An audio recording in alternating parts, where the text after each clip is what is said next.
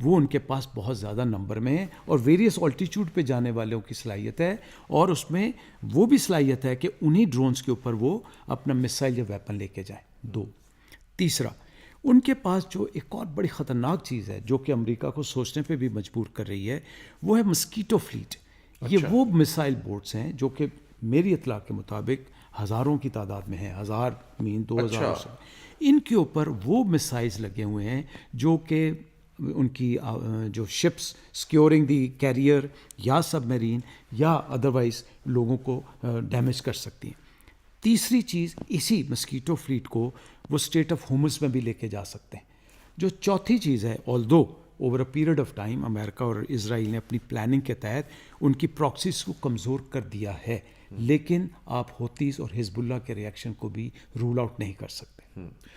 Middle asset میں یہ جو تمام ممالک جنہوں نے اپنے اڈے, یعنی یہ جو 8 ممالک نے اپنے اڈے امریکہ کو دے رکھے ہیں, کیا وہ اب یہ سوچیں گے نہیں کہ ہماری تو حفاظت ہی نہیں ہو سکی, یہاں پر ہزاروں فوجی اور یہاں پر ایسا انفراسٹرکچر یہاں پر لا کر لگایا گیا ہے, ملٹری بیسز بنائی گئی ہیں, تو یو اے کے جو آج مناظر سامنے آ رہے ہیں, جو بحرین کے مناظر سامنے آ رہے ہیں, جو دیگر ممالک کے مناظر سامنے آ رہے ہیں, تو کیا وہاں پر اب اس سوچ میں شفٹ آئے گا؟ سب سے پہلے تو ہمیں اس پہ بھی افسوس ہے کہ چونکہ اس میں معصوم شہریوں کا نقصان ہو رہا ہے, ایک پاکستانی کی بھی شہادت رپورٹڈلی ہوئی ہے, تو اس کو تو ہم کسی صورت پہ بھی انڈورس نہیں کر سکتے.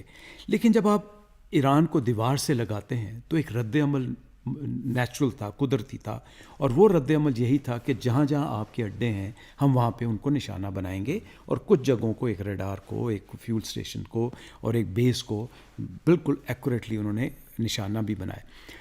اگر آپ میں ذرا سی بھی فراست ہو, دانشمندانہ سوچ ہو, تو یہ وہ وقت ہے جس میں آپ کو بیٹھنا چاہیے اور سوچنا چاہیے کہ وہی جن کو شاید ہم نے اپنی حفاظت کے لیے بلایا تھا وہ ہمارے معصوم شہریوں کے لیے لائبلٹی بن گئے. عادل بھائی, اگر خلیج میں ڈسٹربنس آتی ہے تو کیا معیشت ڈسٹرب نہیں ہوگی؟ کیا وہ سیکیور انوائرمنٹ ڈسٹرب نہیں ہوں گی؟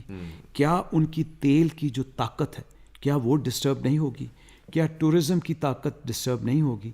آپ کو پتہ ہے کہ ہزاروں فلائٹیں ڈسٹرب ہوئی ہیں, میں چھوٹا سا سیگمنٹ کہہ رہا ہوں, بٹ کیا پھر سب سے بڑی بات وہ جو کانفیڈنس ہے کہ سیف انوائرمنٹ, وہ دیٹ ہیز بن شیکن.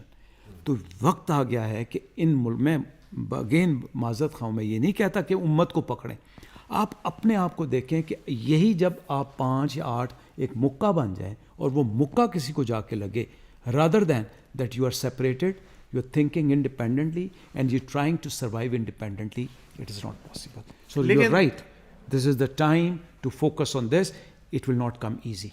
لیکن مسلمان ممالک نے تمام تر وسائل کے باوجود اپنی ریسرچ, اپنی ٹیکنالوجی, اپنی تعلیم, اس کی بنیاد پہ اس طرح سے ترقی نہیں کی جس طرح ویسٹ نے کی ہے, تو آپ تو ان کا مقابلہ اس طرح سے نہیں کر سکتے. تو ان کو اب کیا کرنا چاہیے جو مسلمان ممالک ہیں جن کے پاس وسائل بھی ہیں لیکن اس کے باوجود وہ ٹیکنالوجی میں, ریسرچ میں ڈپینڈنٹ ہیں ویسٹ کے اوپر؟ دیکھیں, امریکہ, اسرائیل یا ویسٹ یا یورپ, آپ جتنا مرضی ان کو سنپ کر لیں, آپ ان کے جتنا مرضی خلاف بات کر لیں, جو آپ کی بات ہے وہ بالکل صحیح ہے کہ they have prioritised, it is education, health, social sector, R&D. اگر آپ R&D, سوشل سیکٹرز اور جن کی طرف آپ اشارہ کر رہے ہیں جاتے ہیں تو کوئی وجہ نہیں کہ آپ ترقی نہ کریں. اب ہمارا المیہ کیا رہا ہے؟ ہمارا المیہ یہ رہا ہے, اور میں ہم سے مراد مسلم لوگوں کی بات کر رہا ہوں جن کے پاس وسائل بے شمار اپرچونٹیز ہیں, لیکن ہم نے لیئر لائف کی طرف چلنا شروع ہو گئے. اور یہ وہ باتیں ہیں جو کہ قرآن و حدیث میں آئی ہوئی ہیں کہ جب تم عمارتیں لمبی بنانے یا اونچی بنانے میں آپس میں مقابلہ کرنا شروع کر دو گے, یہ کوئی چھپی ہوئی باتیں تو نہیں ہیں. تو جب تک آپ اس طرف نہیں جائیں گے, اور کب جائیں گے, اب یہ وقت آ رہا ہے کہ آپ کو عالمی منظرنامے کو تبدیل کرنا ہوگا. آپ کو ڈپینڈنسی سے سیلف ریلائنس پہ آنا پڑے گا. الحمدللہ آج پاکستان کی جو دفاعی صنعت ہے وہ سیلف ریلائنس پہ آ رہی ہے. الحمدللہ آج اللہ تعالیٰ کے فضل سے جو آپ کامیابیاں سائبر میں, اسپیس میں دیکھ رہے ہیں, وہ کسی نے آپ کو ٹیکنالوجی اس طرح نہیں دی. تو جب تک یہ خلیجی ممالک بھی اس سوچ کو نہیں بدلیں گے, قطر, پاکستان, ٹرکیہ, ان ملکوں کے اوپر یہ ٹیلنٹس اویلیبل ہیں, ان کے اوپر انویسٹ کریں اور ایک لانگ ٹرم پلان کے ساتھ چلیں, تو انشاءاللہ اللہ تعالیٰ ہمیں سرخرو کرے. دفاعی ٹیکنالوجی میں پاکستان کی جو ترقی ہے وہ یقیناً اسرائیل کو اور بھارت کو چبھ رہی ہے. تو پاکستان کی جو ایٹمی جو ٹیکنالوجی ہے, پاکستان نے جو اس میں یعنی واحد ایک مسلم طاقت جو ہے ایٹمی طاقت ہے, اب ظاہر ہے اسرائیل کی نظریں جو ہیں وہ اس پر اس لیے ہیں کہ اسے یہ چبھتا ہے, وہ اس کو خطرہ سمجھتا ہے. تو پاکستان کو کیا کرنا ہوگا آنے والے وقت میں کہ وہ بھانپ لے کہ دشمن بیسیکلی کیا چال چلنے جا رہا ہے؟ اگین میں 2 باتیں کرتا ہوں. پہلی بات, الحمدللہ یہ جو پچھلے 5 سال ہیں اس میں انڈیجنائزیشن پہ بہت زور دیا گیا. میں چونکہ ڈیفنس کی طرف زیادہ اورینٹیڈ ہوں اس لیے میں اسی کی بات کروں گا. باقی ظاہر کچھ پرابلمس ہیں ہمیں اپنی اکانومی میں اور پروڈکشن میں, but so far as defense technology is concerned, defense industry is concerned, and in particular Pakistan Air Force is concerned, الحمدللہ انڈیجنائزیشن پہ ان 5 سالوں پہ بہت کام ہوا ہے.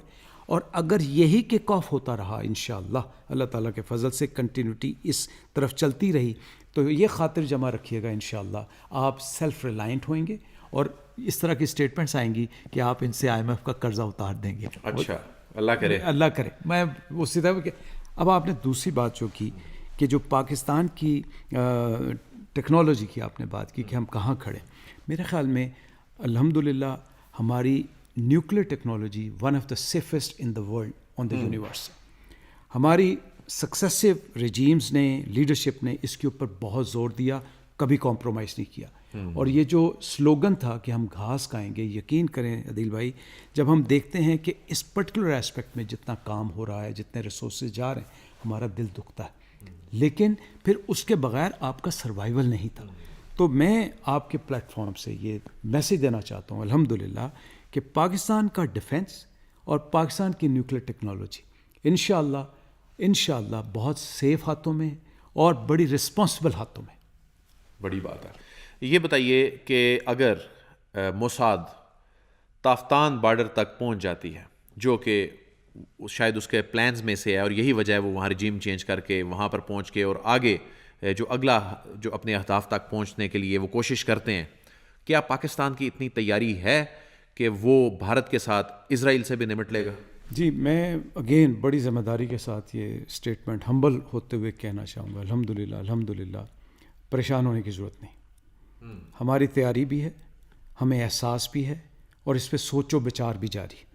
بہت سی ایسی چیزیں ہیں جو کہ اس پچھلے مئی کے واقعے میں ہم نے ظاہر بھی کی, اور بہت سی اس کے بعد جو مزید ڈیولپمنٹس ہوئی ہیں وہ فوکس ہی اس طرف ہے جو آپ نے بھی اشارہ کیا کہ ایران کے اندر بیٹھ کے فوٹو بنتی ہے, اور ہمارا فوکس اب الحمدللہ اسی طرف ہے.